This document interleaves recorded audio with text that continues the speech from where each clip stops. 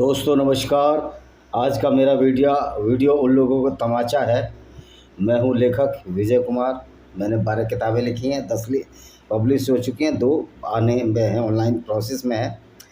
तो दोस्तों आज हम एक ऐसी चीज़ बताने जा रहे हैं जो उन लोगों के मुंह पर तमाचा है, जो भारत को विखंडित करने की कोशिश कर रहे हैं, भारत को षड्यंत्र के तहत मूल निवासी की थ्योरी को उद्वेलित कर रहे हैं, मूल निवासियों के नाम पर आदिवासी और दलित भाइयों को भड़का रहे हैं कि हम तो इस देश के निवासी हैं और आर्य बाहर से आए हैं, जबकि आर्य की थ्योरी भी साइंटिफिक वैल्यू पर कोई महत्व नहीं रखती है।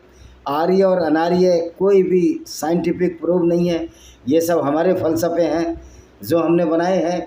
इसके लिए मैंने एक किताब लिखी है,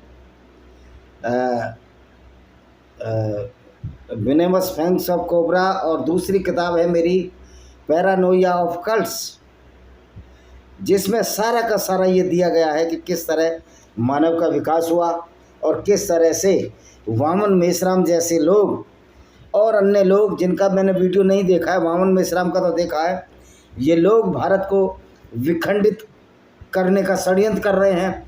और सवाल मेरा ये है कि जब डॉक्टर वामन मेश्राम एक झूठ को फैला रहे हैं नागपुर में बैठकर, तो क्या भारत सरकार का ये कर्तव्य नहीं है कि उनसे सवाल जवाब करे और वैज्ञानिकों की टीम उनके सामने लगाए, प्रश्नोत्तर करे?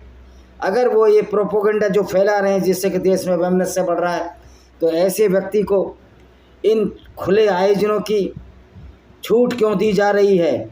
क्या फ्रीडम ऑफ स्पीच के नाम पर आप झूठ को प्रश्रय नहीं दे रहे? तो ये भारत सरकार का कर्तव्य है कि ऐसे झूठे और फ्रॉड लोगों पर, जो कि पूरी दुनिया की बात की, भारत सरकार का तो भारत में ही कंट्रोल है, ऐसे भारत में ऐसे लोगों पर जो मूल निवासी के नाम पर सो कॉल्ड दलित, क्योंकि दलित शब्द तो कहीं है नहीं, सनातन वैदिक धर्म में नहीं है, और आदिवासियों को भड़का रहे हैं, भोले भाले आदिवासियों को ये बता रहे हैं तुम तो मूल निवासी हो यहाँ के और सारे बाहर से आए हैं। वस्तुतः भारत का कोई मूल निवासी नहीं है।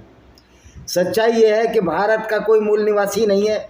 जो आज का मानव है, जो होमो सैपियंस है, जो कि मैं हूँ या सारे लोग हैं, होमो सैपियंस सबसे आधुनिक मानव है, जिसको प्राणी विज्ञान की भाषा में, जूलॉजी की भाषा में होमो सैपियंस का। और मैं आपको ये विदित कर दूँ कि मेरी MSc जूलॉजी प्राणी विज्ञान में ही मेरी मास्टर डिग्री है। तो मैं अध्ययनों के आधार पर कह सकता हूँ कि भारत में कोई मूल निवासी नहीं है, क्योंकि अगर हमने विज्ञान की डिग्री ली और डॉक्टर